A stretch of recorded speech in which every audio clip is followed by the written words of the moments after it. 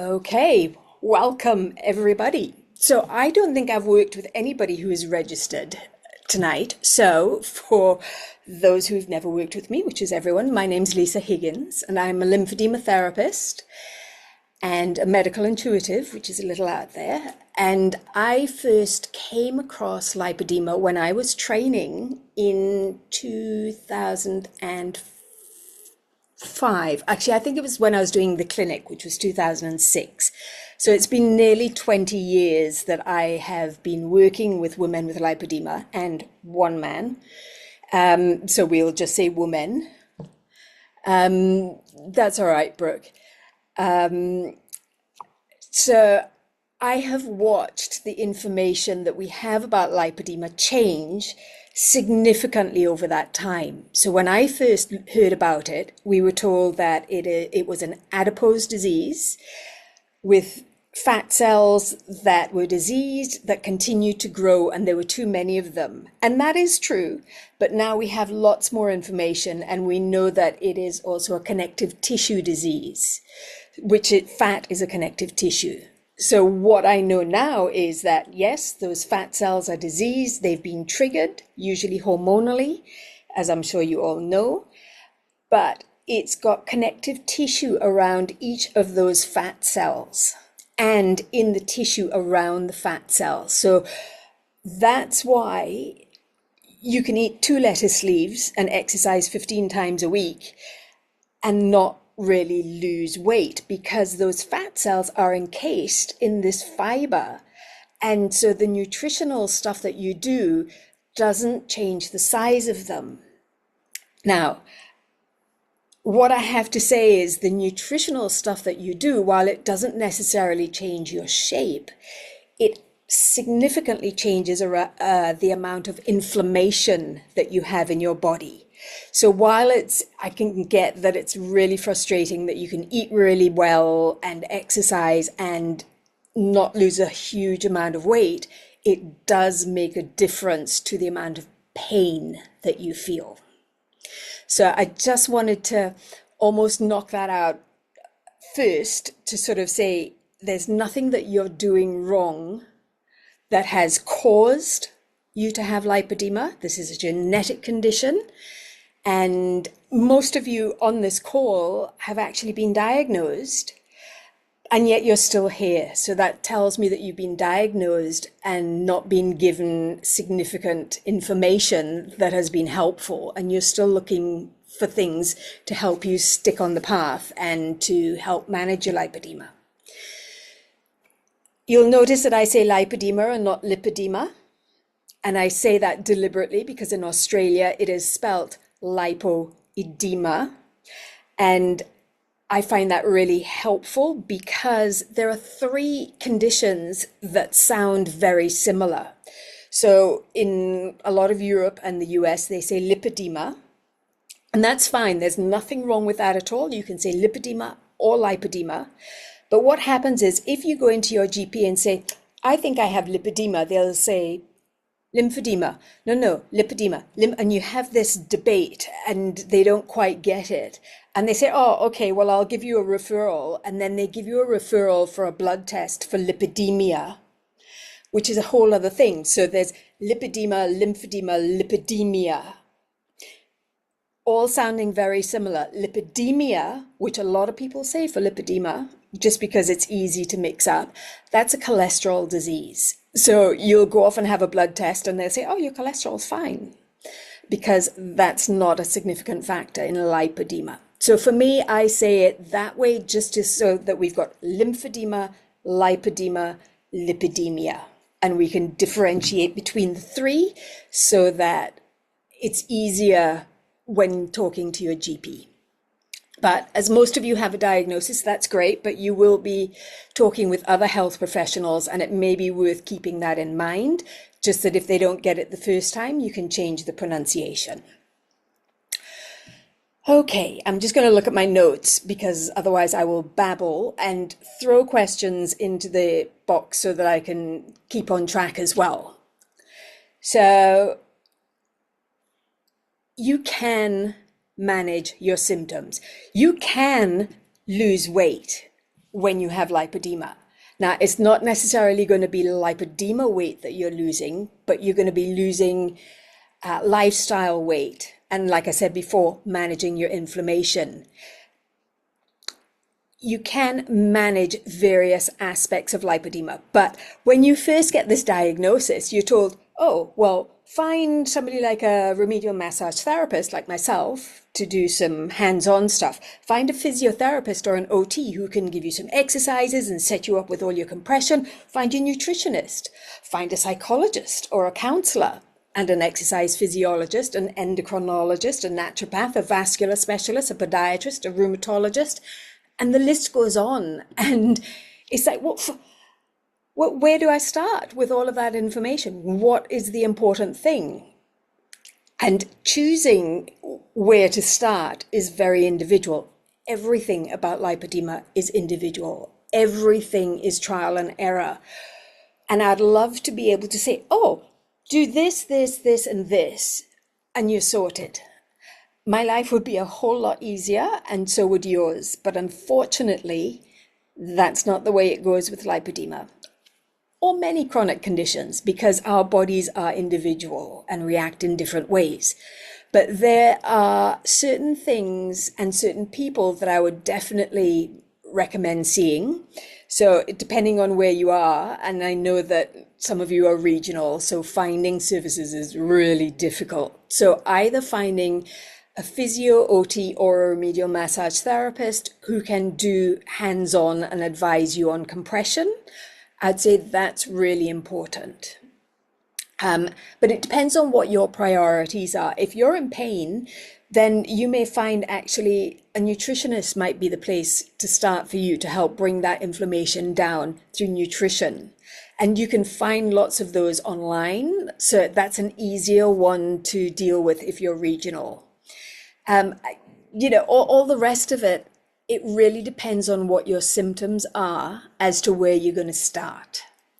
And, what you can do for yourself changes as well, depending on your mobility, your budget, all of that sort of thing as well. So what I have to say is, whatever you do, be consistent with it. Because if you're not consistent, you're not going to see any changes. But also, my advice would be, start with one thing.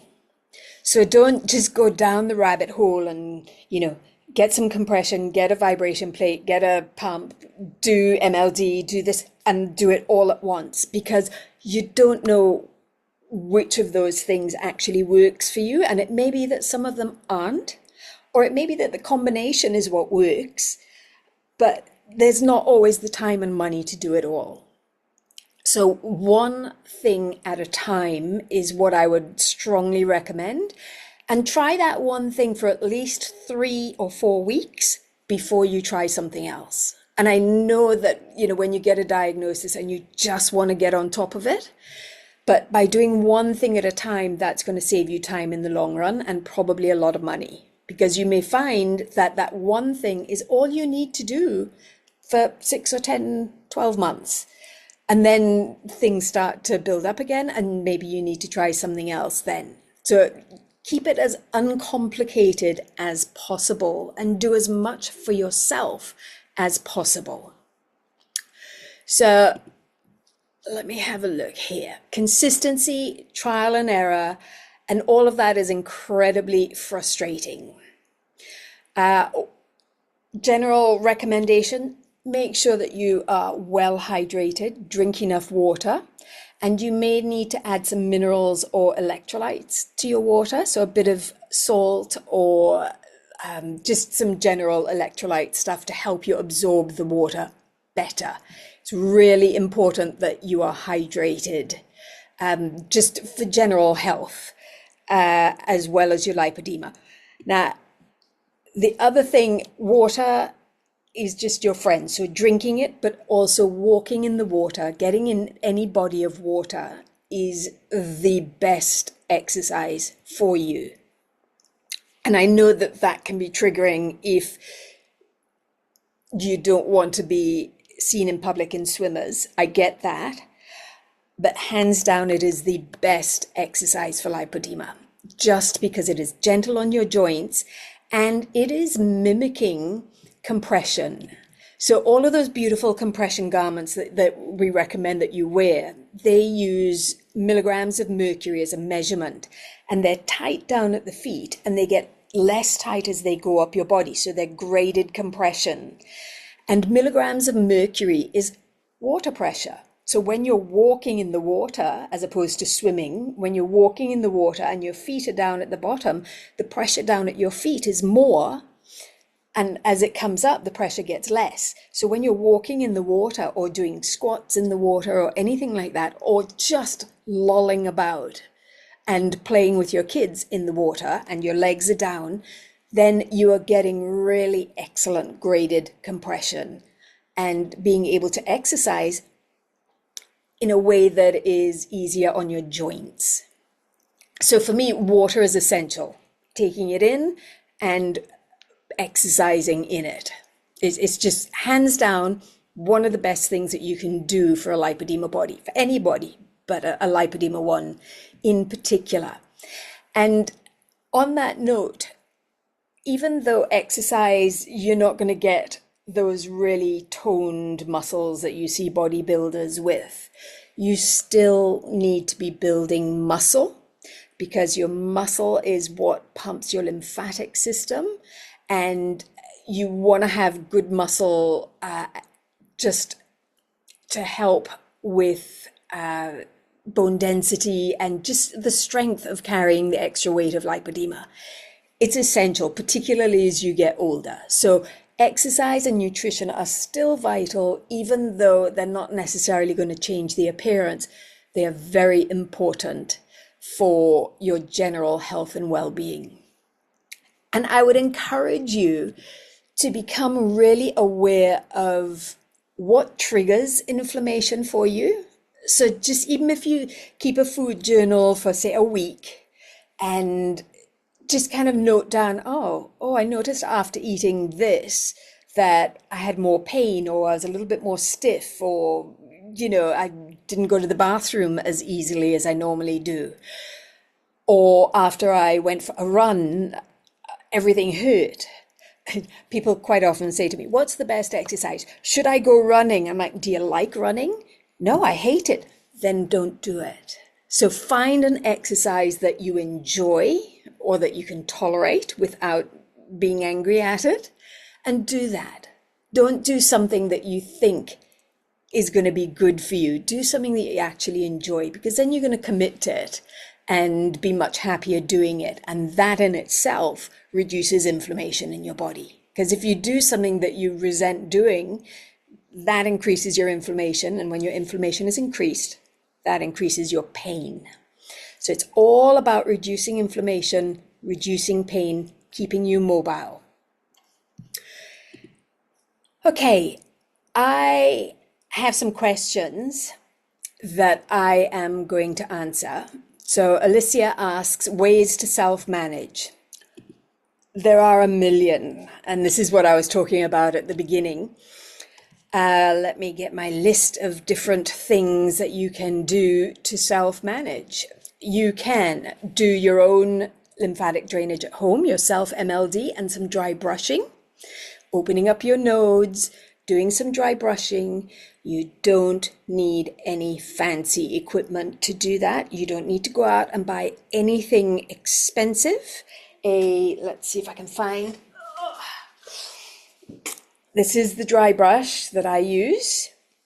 It is a manicure brush. It's less than $15 from the chemist. You don't need anything more fancy than this. It's got soft bristles, so you don't want something that's really hard, because it's going to be too hard on the skin. Doesn't need to be an expensive piece of equipment. You can just use your hands. You don't need any equipment. There's all sorts of stuff out there. Keep it simple. Get a little brush. There are little rollers that you can get from Kmart or Target. You can just try those and see if those help you. If you go onto my website, and I'll put that in here, so it's lisahiggins.com.au, higgins.com.au. On there, I have a heap of videos which show you how to open up your lymph nodes, because it's no point doing your drainage if you haven't opened up your lymph nodes. It shows you how to open your lymph nodes and how to do proper lymphatic dry brushing. And a lot of people brush. This is just a more effective way. It's not like you're doing it wrong.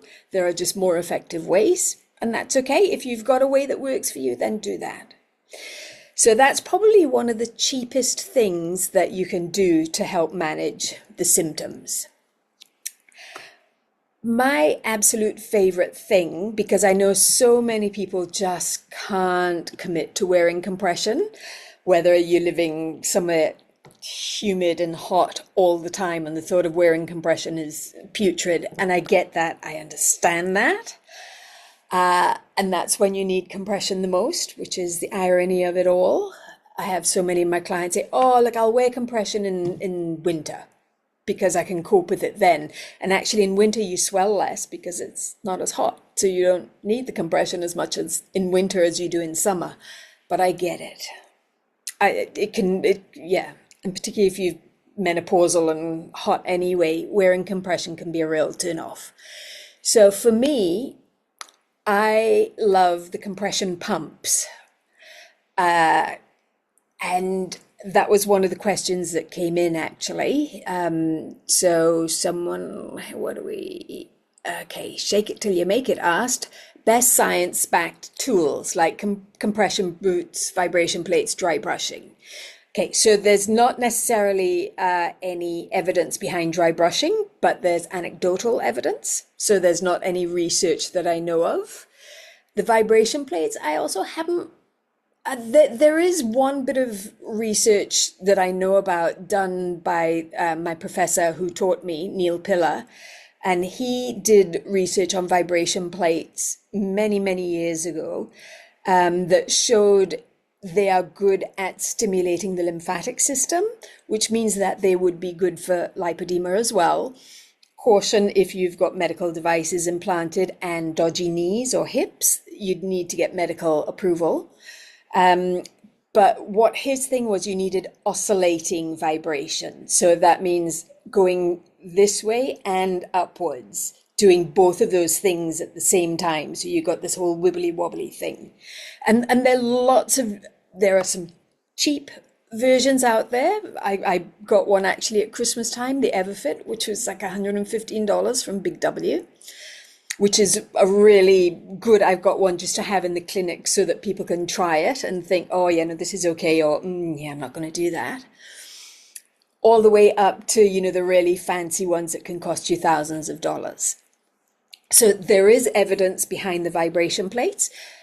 Professor Pillar always says low and slow. So his research showed you put it on the lowest setting for 2 to 3 minutes at a time. So it doesn't need to be a lot. If you have it on a high setting for a long period of time, then you are working on a muscular level, which is fine. There's nothing wrong with that. It's just not necessarily addressing your lymphatics. So if you're looking to improve your lymphatics, low and slow. And I know that with the little Everfit one that I got here, it comes sort of preset for 10 minutes. So I do a 10-minute session, or you can do a 20-minute. I wouldn't do more than 20 minutes. And the good thing about that is it's a quick burst. So you can probably do that a couple of times a day, as opposed to the pumps, where again, there's lots of research behind pumps, but they would like you to get in a pump for at a minimum an hour at a time, just because that's how long it takes to stimulate the lymphatics. Now, with the pumps, very important that you are careful with what pumps you buy, because there are lots of pumps on the market, and this person was asking science-backed tools. 2 of them in Australia have research done working with the lymphatic system. So that is the MediRent pumps, any of the MediRent pumps, and they've got a couple of different ones there with different garments, and the LymphaPress pump as well. So those 2 are the ones that I recommend. Any of the others that you see, don't necessarily have research behind them for lymphatics. They may have research around muscle recovery and sports recovery. So a lot of the ones that you get in gyms are built for sports recovery, which again is not a bad thing. It's just not going to be addressing your lymphatic system effectively, because the lymphatic mode is a slow kind of movement, whereas the muscle recovery is a much faster, harder kind of thing, and that kind of bypasses the lymphatic system. And I know that there are many on the market that are a lot cheaper than those two, but those are the ones that I recommend just because I know that there is research and it's safe for your lymphatics, which you have to look after. Absolutely. The MediRent ones, you can actually, both of them, I think you can rent now. You rent them for 3 months, and if you want to buy them, they give you that 3 months rental off the purchase price. It's worth trialing them. You may hate them.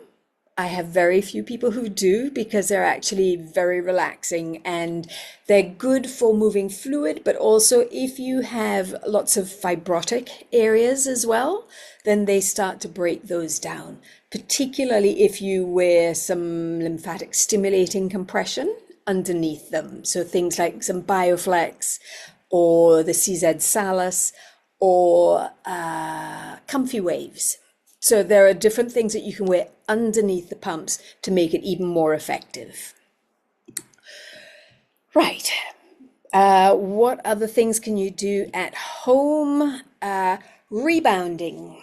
Rebounding is another great exercise for your lymphatics because it is activating the muscles in your calf, and those muscles, they're your lymphatic pump. So when your foot is doing this, it's activating your calf muscle here, and that is pushing lymphatic fluid and getting it moving up your body. And again, with rebounding, you don't need to be getting air. In fact, I wouldn't recommend that. You just need to be getting this kind of movement. So it doesn't need to be a huge bounce, which then makes it more gentle on your joints. And a lot of the rebounders now come with a little sort of handle so you can hold on to them and bounce. And if you happen to have one that's stuck underneath your bed, I know a lot of people who do, who've bought them years ago and then don't use them, pull it out and you can put it between a doorway and just have it there, and you can hold on to the doorway for balance just until you get used to how it feels bouncing on one. But they're really accessible type of exercise that you can do to help your lymphatics. Red light therapy. There's a lot of, I know there's a lot on social media about red light at the moment, and I've got one here in the clinic. In fact, I've got it at home because my back is out and I'm using it at home. But I got it to stimulate the lymphatic system. But what I find is that it is phenomenal for inflammation and joint pain. So for lippy women, those two things are really common. And so there are a lot of different good red light panels that you can get out there, and be discerning. Like with any of the equipment that you're going to get, read reviews and be cautious. That was one of the other questions that I'll move into, and this was actually from my daughter. She says, how many of the things you see on social media should you buy, and do they do anything? So you see a lot of the red light panels on social media. There is validity behind those for reducing inflammation, but read all the specs, and you may need to pay a little bit more than the cheap one that comes up from Temu. Yeah, just caution with anything that you are buying off of social media, because they are jumping on the bandwagon. They are quite often taking advantage of people who are desperate for help. And anything that says guaranteed to reduce lipedema, guaranteed to do this, guaranteed to do that, walk away. There are no guarantees with lipedema. If you see anything that is endorsed by a well-known person in the lipedema arena, and that could be somebody like the researcher Karen Herbst or one of the surgeons, any of the surgeons, if you see something endorsed by them, 99% chance that that's an AI thing, that they have not lent, none of them lend their name to any specific products. They may say a vibration plate is good for you, but they're not going to say, this vibration plate is fabulous, buy it and it will cure you. So be discerning always with what you see on the internet, in life generally, but particularly with lipedema. Okay, so another question, hypermobility and lipedema, how to actually get compression on when you have EDS and joints that pop out. And that's a great question because, you're told wear compression, but if you can't get it on because putting it on pops everything out, then that's really, really tricky. That's where a pump may be good for you because the pumps are easy to get on. They've got zips and you can just pull them on easily.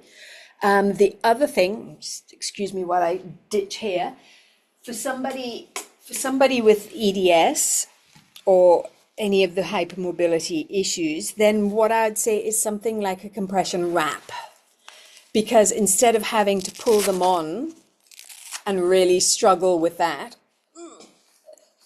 the wraps, it's hard to do it like this, you just bring the wraps across like this. So it's much more gentle on your joints to get them on and off. Now, the wraps can fall down. So, they're not my first point of call, but for somebody who has hypermobility, then a wrap may be the answer. Just because it's going to be easier to get it on and you can adjust it during the day if it starts to loosen. And sometimes it loosens because it's doing its job and it's actually reduced the size of your limb. So you need to tighten it up. Just like when you're wearing compression, sometimes you need to pull it up because things have moved around. Yeah, Brooke, I hear you. I don't. And I agree that's why I don't recommend wraps. Brooke says she has them, but they continuously fall down. That's a problem I find with them. But for somebody who has all the hypermobility, then it may be the only answer. The other thing that I would say with hypermobility, and yeah, the only thing I can suggest with that, Brooke, is that you get like a non-compressive stocking and pull that over the top of the wrap just to sort of hold it in place. But then that's another layer. And if it's a hot day, that's going to make you even more hot. But other than that, there's no magic that I've come across. I put my oldies in wraps because there's no way they're pulling things on because of shoulders and wrists and that sort of stuff. And they just kind of deal with it. But the oldies are good at dealing with that sort of stuff without complaining too much. The other thing I would suggest with hypermobility is that perhaps doing layers. So wearing something like capri compression, and it depends on which part of your leg is more troublesome.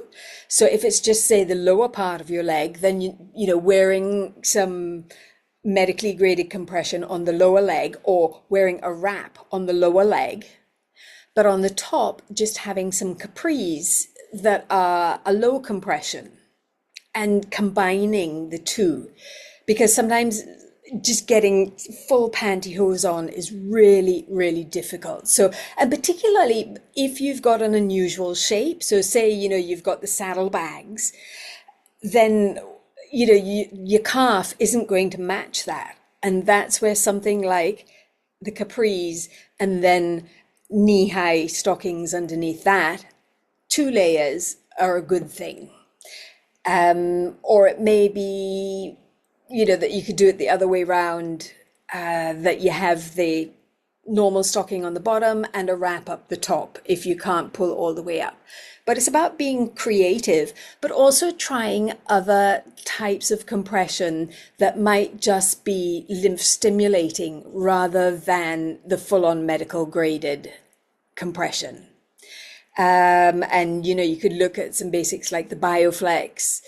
The CZ Salus is a little harder to get on. I do like them though. I think they're a good in-between type of thing.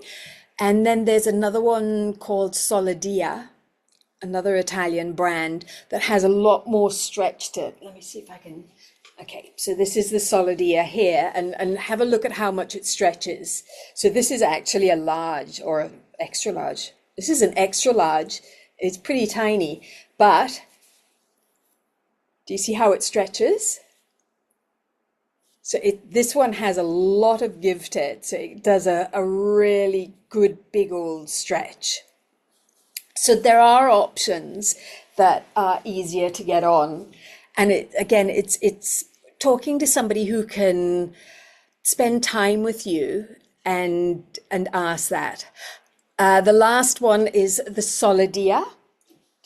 I'm not sure if that's how you pronounce it. And I don't know if you're seeing that the right way around. So this is the Wendy Maxi Micro Massage Magic by Solidea, Solidea. So Lidea. I'll put it in the chat.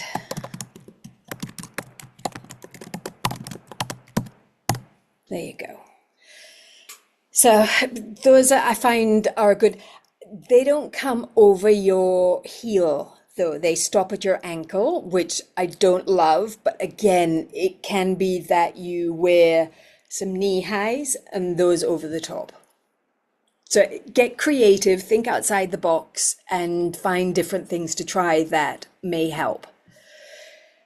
Alrighty, next question. Oh, ways to find a good therapist. Finding variability in knowledge on lipedema on the MLD list. Absolutely. And I wish I had a magic wand for that one as well. You could look on the ALA website. So that's the Australasian Lymphology Association.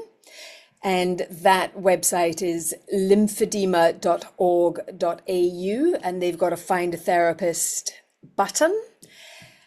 Technically speaking, all of us on there, so I'm registered on there, all of us on there should have some knowledge about lipedema, but it may not be that person's speciality. And so before you make an appointment, because booking in to see a physio is expensive or coming to see me is expensive, ask questions. Just ask, how much do you know about lipedema? Do you see it often? If it is like everything else, it is hit and miss. And yeah, just ask questions. I wish there was something more concrete I could give you on that. A lot of people say they know about it, and they do know about it, but they don't know all of the different things that you can do for it. Okay, and the $1 million question from Lozman. The diet to follow. How long is a piece of string? There is no one diet that is going to work for everybody. And a lot of people swear by keto, and others say it makes them feel really sick. For me, I'm not a nutritionist, but for me, I always say just keep it simple. Eat real food. So avoid processed foods. Certainly avoid processed carbs. Eat as low carb as you can get. And be careful with which carbs you do actually eat.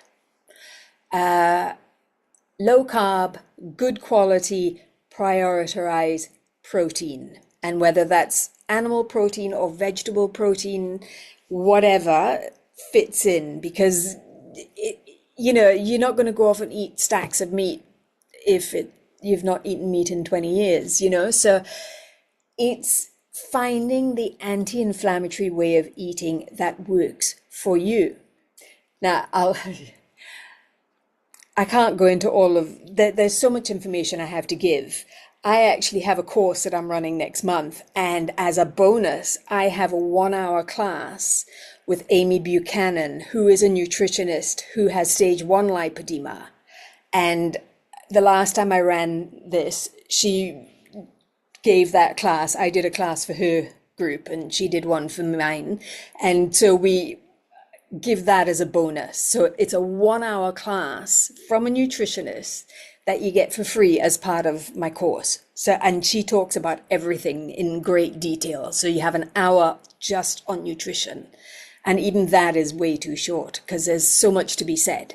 So there is no one diet, and diet in particular is heavily trial and error to find out what works for you, because they say, oh, you should eat this, it's nice and healthy. Well, for me, they say, oh, you should eat prebiotic foods, like fermented foods, they're fabulous. Yeah, I love them, but if I eat them for 3 days in a row, my belly's out here and hurts.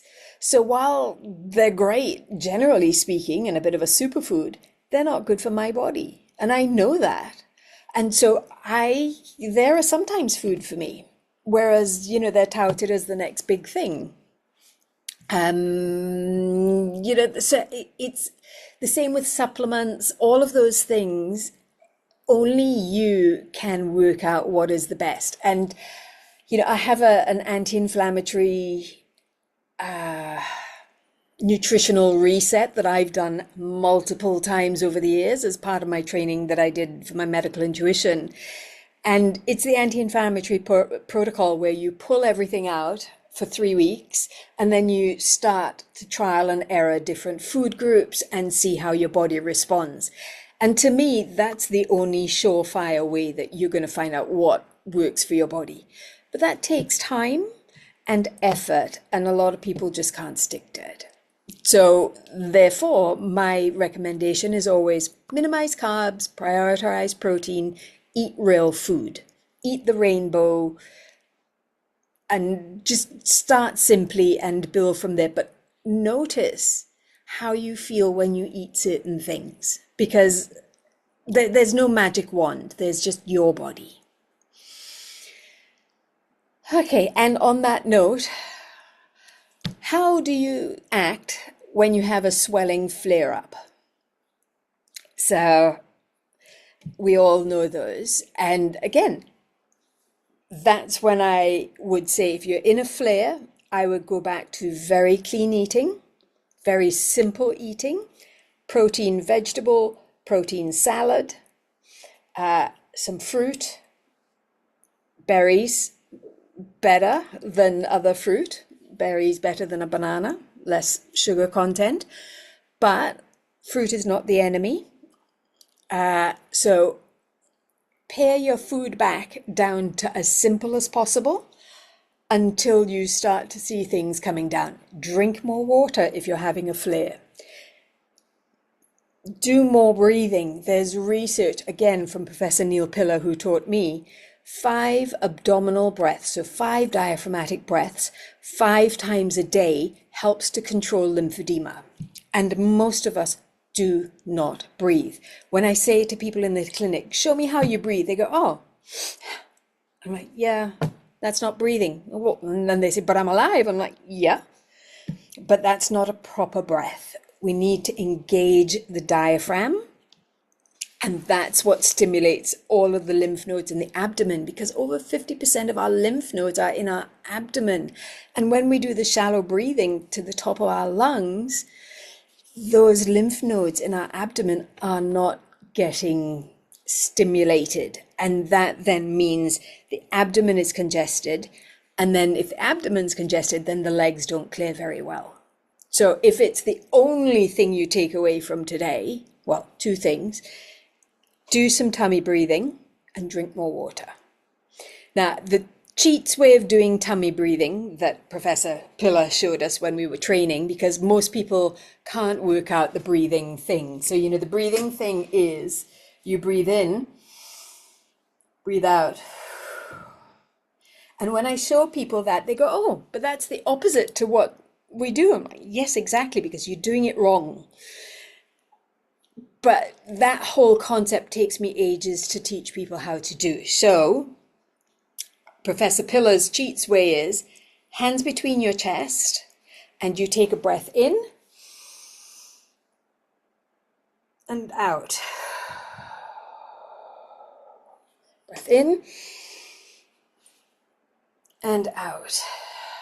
So when you do that, that actually activates your diaphragm, taking it up and down, and that then stimulates all your abdominal lymphatics.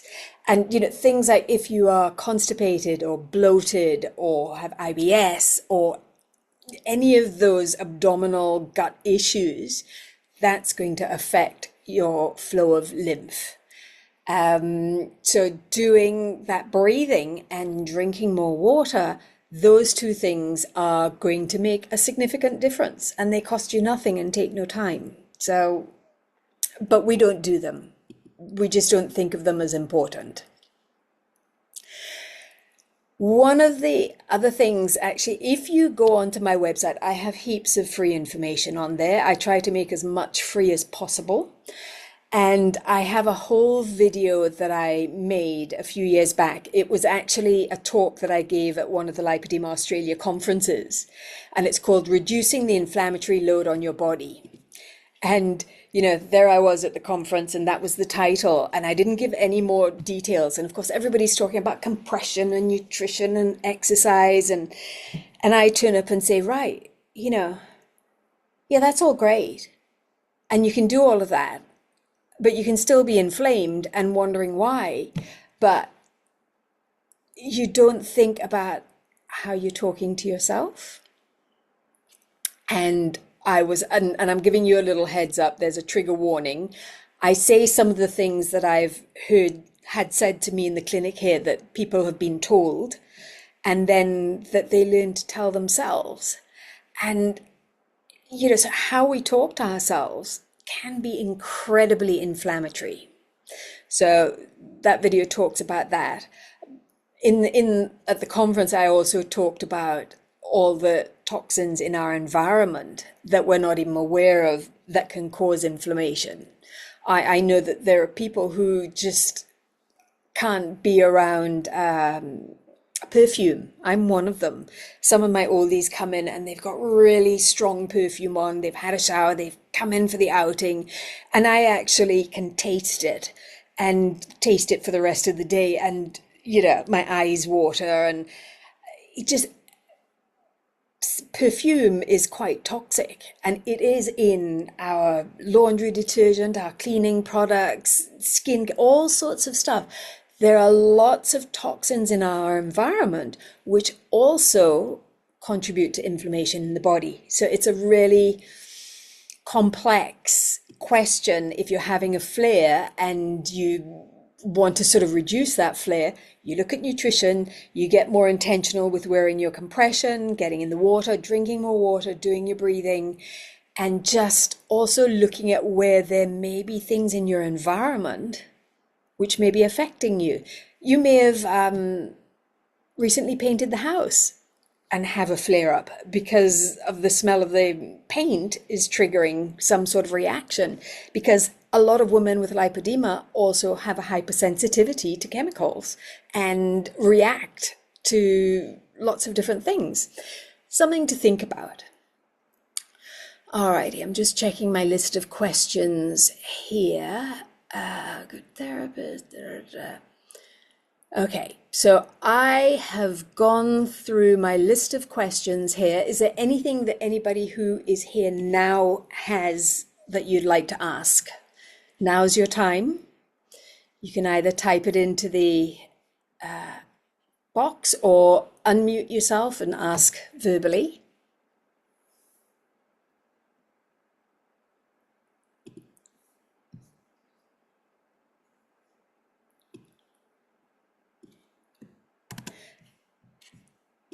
Okay, so there's nothing coming through. I must have done a great job. Oh, here we go. Many compression garments only come in small sizes. Do you know of any that go to large sizes up to 30? Not offhand.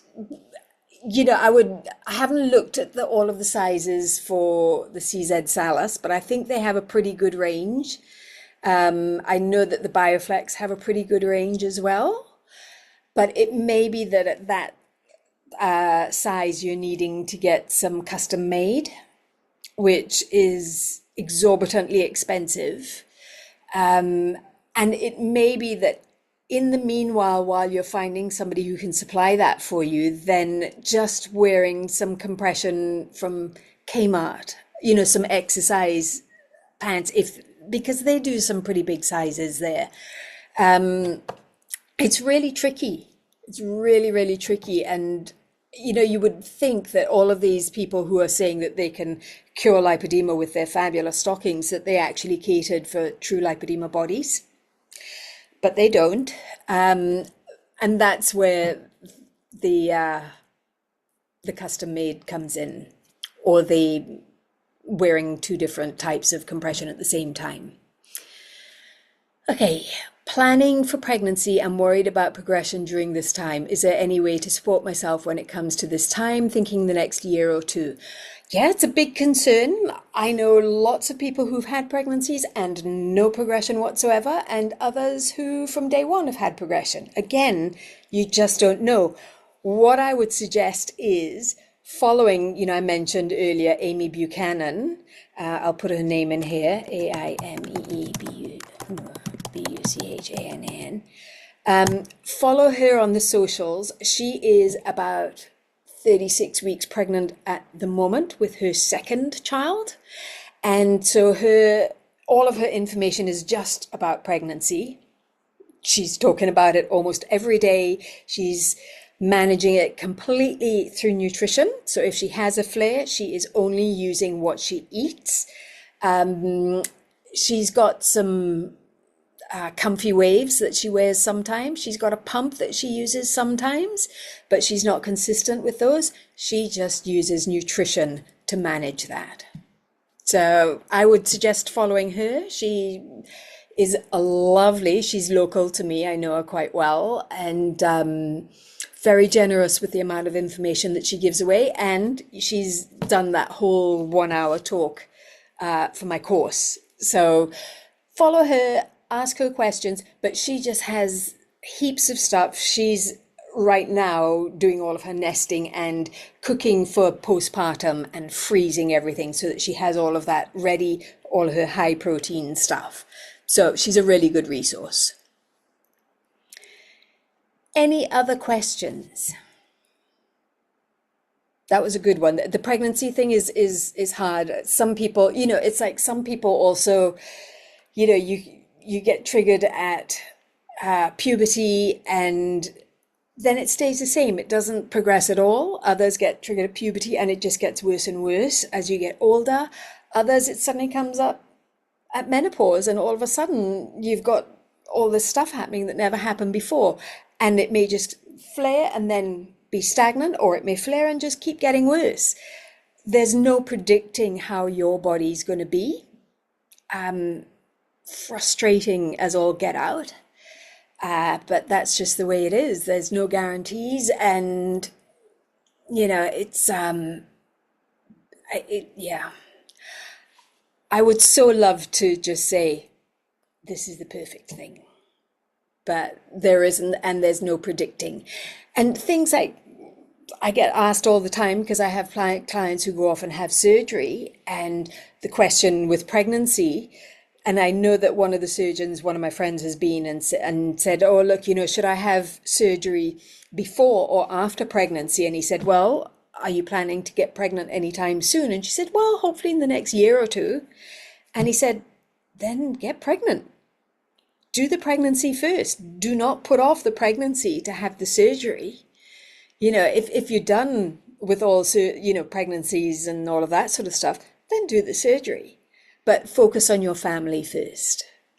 So, and I've also seen women in the support groups who say that they actually have chosen not to have children because they don't want their lipedema to progress. And that makes me very sad, because if you're a person who wants to have children and you've made that choice, because of that, then, oh, that's a heavy burden. But I get it. You know, if your lipedema is already. Okay, so Lauren says, if going down surgery option, legs would one need to be in long compression afterwards, obviously to help reduce progression of lipedema after surgery? Yes, to a degree. I have clients who have gone, right, I've had my surgeries, I've done all my recovery, I'm done with compression. And for some, that works fine and they don't need it. I have others who have had their surgery, they wear their full compression after surgery, and particularly in older ladies who have loose skin. So, you know, and you don't even have to be that much older, say in the 50s and above, where there's a little bit more loose skin. And they actually find that wearing the compression, even just light compression afterwards, gives them a better shape and makes them feel more together, more secure. And otherwise, because the skin can become a little loose, not that it's saggy and looking awful, but it just feels a little bit loose, wearing the compression helps it to feel a bit better. But again, it's up to you. And you can probably go from wearing really strong compression into much lighter compression post-surgery, you know, in not straight away. I would say after a good 6 months to a year, that's when I'd look at sort of really bringing down the compression to suit your new legs. But again, there's no way to predict. You know, you may be absolutely fine and think, oh gosh, 6 months in, I am fine. I don't need anything. I'm going to sell my pump. I'm going to get rid of everything. And you don't think about it again. It depends. Absolutely. But good question. And surgery is not a fix. Surgery is a reset. And I know the first woman who had surgery with Dr. Sumaya here in Sydney. And she said, oh, you know, I've had the one surgery. She wears class 2 compression just because it makes her feel good. And she puts money away every month into this little fund of hers, just in case she ever needs surgery in the future. So she's just saving for that. Every now and then she'll dip in and go on a holiday. But that's just what she's chosen because she's like, well, this may progress. Up till now, it hasn't. And I don't know, she's 8, 9, 10 years post-surgery and she's doing fine. But she's chosen to keep wearing her class 2 compression. That's just what works for her. I know others, they wear nothing and they do nothing to maintain it. That's their choice.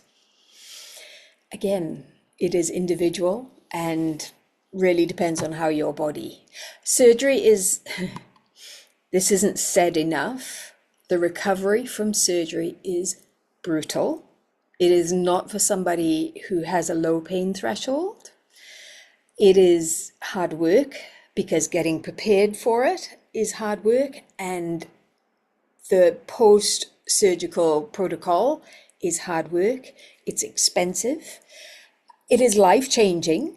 And if you're looking at serious mobility issues and pain then it's worth all of that effort if you can afford it. But it is not an easy recovery.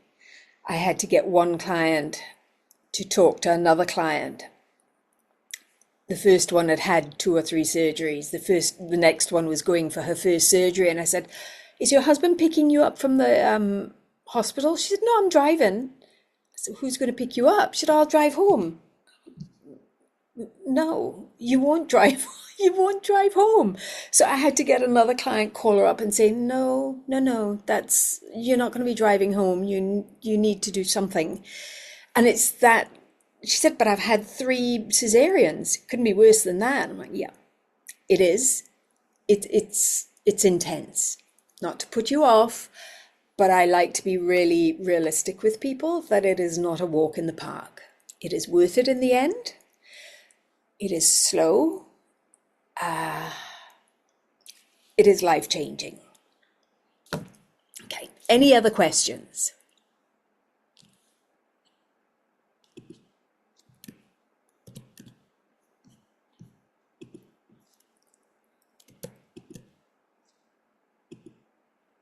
All right. If not, then I'm trying to copy what, hopefully this will work. Yay. Okay, in February, so next month, on the 24th of February, I'm starting the next round of my Navigating Lipedema with Confidence course. So it's 4 classes, and a Facebook group where you can ask questions in between the classes, and I'll either type responses or do a live if that's easier, if it's too big a question to answer.